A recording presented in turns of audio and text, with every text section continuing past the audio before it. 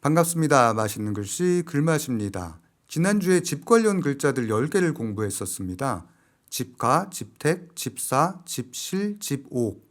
힘드네요. 그리고 집당, 집궁, 집관, 집원, 누각각이 있었죠.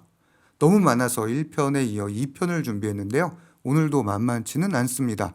영상 후반에 모든 글자들을 용도별로 정리해서 소개시켜 드릴 테니까요. 끝까지 봐주시면 정말 도움이 되실 거예요. 그럼 쉬지 않고 이어서 바로 시작하겠습니다. 이제 11번째 글자는 방입니다. 이건 한쪽짜리 문을 뜻하는 지게호와 네모 방이 만났습니다. 참고로 지게호는 그 지게가 아니고 지게문이라고 한쪽짜리 문을 가리킵니다. 고대에 아내가 사는 곳은 실이라고 했어요. 그래서 정실부인이란 말이 나온 겁니다. 그리고 첩이 사는 곳은 방이라고 했습니다. 그래서 집의 제일 안쪽은 실이라고 불렀고 그 옆에 있는 방을 방이라고 불렀습니다. 지금은 안방마님이라고 부르는데 참 재밌죠. 참고로 심장에 심방과 심실이 있죠. 심실은 더 안쪽에 있는 의미로 사람 몸에서 아래에 있고 그 위에 있는 걸 심방이라고 합니다. 이렇게 실은 더 안쪽이라고 생각하시면 쉽습니다. 방을 쉽게 외우려면 문을 열고 들어가 보이는 네모난 것, 그게 방이라고 생각하시면 돼요. 이제 12번째 글자는 다락루입니다. 이 글자를 다락이라고 부르는 게 참 그렇긴 합니다. 순 우리말을 찾아 이름을 짓다 보니 다락루라고 지은 건데요. 결론부터 말씀드리면 단층이 아니라 2층 이상의 건물을 루라고 합니다. 나무 목과 겹쳐 쌓아놓은 모양을 뜻하는 끌 루가 만난 글자인데 역사는 그리 오래되지 않은 글자예요. 왜냐하면 1층짜리가 아니라 몇 층으로 지은 높은 건물을 뜻하기 때문입니다. 다양한 중국집 이름에 쓰고 있고요. 경회루, 마천루, 신기루 등에 쓰고 있습니다. 이제 13번째 글자는 전각전입니다. 앞부분에 펼칠 전은 원래 이런 모양의 글자 볼기둔이 변한 겁니다. 오른쪽에 있는 건 무기를 쥔 모습을 본뜬 몽둥이 수라는 글자예요. 이 글자는 높은 위치에서 벌을 내릴 수 있는 사람이 있는 곳을 가리켜서 왕이 사는 궁전, 전하 등에 씁니다. 이제 14번째 글자는 정자정입니다. 이것도 집과 살짝 관련이 있어서 소개해드리면요. 이건 높을 고에서 밑에 입구가 빠지고 고물에 정이 들어간 구조입니다. 이건 형성자로 구분되지만 상형 문자로 봐도 무방하게 정자의 모습을 그대로 본떴죠. 정자, 노인정에 쓰고 있고 지명으로는 참 많이 쓰이고 있습니다. 참고로 여기에 사람 인이 붙으면 사람이 정자에 머무를 정이 됩니다. 잠깐 쉰다는 의미랍니다. 그래서 주차와 다른 개념으로 정차에 쓰는 겁니다. 참고하세요. 이제 거의 다 한 것 같죠? 집헌이라고 부르는 게 있었네요. 15번째 글자 집헌입니다. 술의 거와 방패의 간이 만났는데 여기서는 상자 모양이지만 창문이 있는 가마를 뜻합니다. 정자 정이 넓은 곳 한 중앙에 있는 작은 건축물이라면 집헌은 창문처럼 뚫린 공간이 많은 건축물을 뜻합니다. 기둥도 많죠. 그래서 동헌, 오죽헌 이런 데 씁니다. 이제 집은 거의 다 끝난 것 같습니다. 그럼 이 영상의 주인공 두 글자를 시작하겠습니다. 16번째 글자는 집우입니다. 집이라고 부르는데 집의 용도로는 쓰지 못하는 집이죠. 그리고 17번째 글자는 집주입니다. 이것도 집이라고 부르는데 여기에서 사는 사람은 아직 못 봤습니다. 이 둘을 합쳐서 우리는 우주라고 부릅니다. 게다가 어느 다른 단어에도 쓰이지 않는 고귀한 글자들입니다.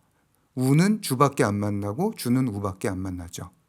그럼 어떻게 이게 우주가 된 건지 알아보도록 하겠습니다. 우선 집우라는 글자에는 집면 안에 장소를 뜻하는 어조사 우가 들어 있습니다. 우는 영어로 따지면 at 정도 되는데 장소와 함께 쓰이면서 뭐뭐에서라고 풀이가 됩니다. 제가 방금 말한 우선, 이게 바로 이렇게 쓰이고 있죠. 장소에 어조사 우가 들어가서 집우가 된 이 글자는 우주에서 공간을 담당하는 글자입니다. 그럼 우주의 주는 시간을 담당하겠군요. 네, 맞습니다. 집주라는 글자에는 집면 안에 이유, 원인을 뜻하는 말미암을 유가 들어있어요. 유는 영어로 따지면 come from이나 come through 정도 될 겁니다. 한편 말미암을 유는 생김새의 형태도 지붕 밑에서 받치고 있는 큰 기둥 같기도 합니다. 이렇게 원인을 뜻하는 유가 들어가서 집주는 선후, 시간을 담당하는 글자가 되었죠. 이렇게 우와 주가 만나서 우주가 되었고요. 3차원의 공간에 시간이 더해져 만물의 질서를 상징합니다. 고대 그리스에서도 우주를 코스모스라고 했는데 동서양의 문화가 문자로 통하는 단어 바로 우주입니다. 이제 1편, 2편에 나온 17개의 집 관련 글자들을 정리해 볼까요? 이번엔 집을 분야별로 나누어 정리해 보겠습니다. 일반적인 집으로는 집가, 그리고 집택, 집사, 집실, 방이 있어요. 집가는 돼지, 가축을 함께 키우며 모여 사는 뜻으로 관계가 깊은 의미의 집으로 가족, 가정에 씁니다.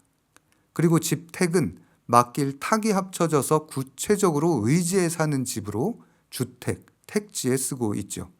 한편 집사는 잠깐 머물기 위해 간단히 만든 집으로 축사, 기숙사에 씁니다. 그리고 집실은 집의 맨 안쪽에 위치한 의미가 돼서 실내 온실에 쓰고 아내의 뜻으로 정실, 본실에 씁니다. 한편 방은 맨 안쪽에 있는 집실 옆에 위치한 공간으로 원래 첩이 살았던 공간이었답니다. 건축물을 의미하는 집도 있는데요. 집옥, 다랑루, 누각각, 전각전, 정자정, 집헌 등이 있습니다. 집옥은 집실과 비슷하지만 실제 구조물인 지붕이 있는 건물을 옥이라고 하고 옥상, 가옥에 씁니다. 다락루는 2층 이상의 높은 구조물에 쓰이는 글자로 종루, 마천루 등에 쓰고요. 누각각은 문을 몇 개 열고 들어가야 있는 안에 있는 건축물로 높은 위치의 뜻도 있어서 내각, 각하 등에 씁니다. 한편 정각전도 높은 위치에서 벌을 내릴 수 있는 중앙에 위치한 건축물입니다. 궁전에 쓰고 대웅전 이런 데 쓰지요. 그리고 정자정은 한적한 정원 속이나 길 옆 공간에 쉴 수 있는 작은 누각을 가리키고 정자, 노인정에 쓰고요. 집헌은 창문이 여러 달린 뚫린 공간의 집으로 동헌, 오죽헌에 씁니다. 특정 용도로 만든 건축물이 있는데요. 집당, 집관, 집궁, 집원이 있습니다. 집당은 지붕과 천정이 높은 건물로 예를 행하는 전당, 예당에 쓰고 집관은 손님을 접객하기 위해 먹이고 재우는 건물로 여관에 쓰이지만 이후에 화려한 건물 대사관, 도서관에도 씁니다. 집궁은 큰 집을 뜻해서 주로 왕이 머무는 곳을 뜻하여 왕궁, 궁궐에 쓰고 집원은 높은 언덕에 위치한 건물로 사방이 담으로 둘러싸여 있는 게 특징이죠. 법원, 국정원에 씁니다. 마지막으로 우주를 배웠습니다. 우는 장소를 가리키는 어조사 우가 들어간 공간을 대표하는 글자이고 주는 이유를 가리키는 말미암을 유가 들어가서 시간을 대표합니다. 이렇게 두 글자가 합쳐져 우주가 되어서 공간과 시간의 조화, 코스모스가 탄생했죠. 어떠셨나요? 17개의 집 관련 글자를 이렇게 정리해봤습니다.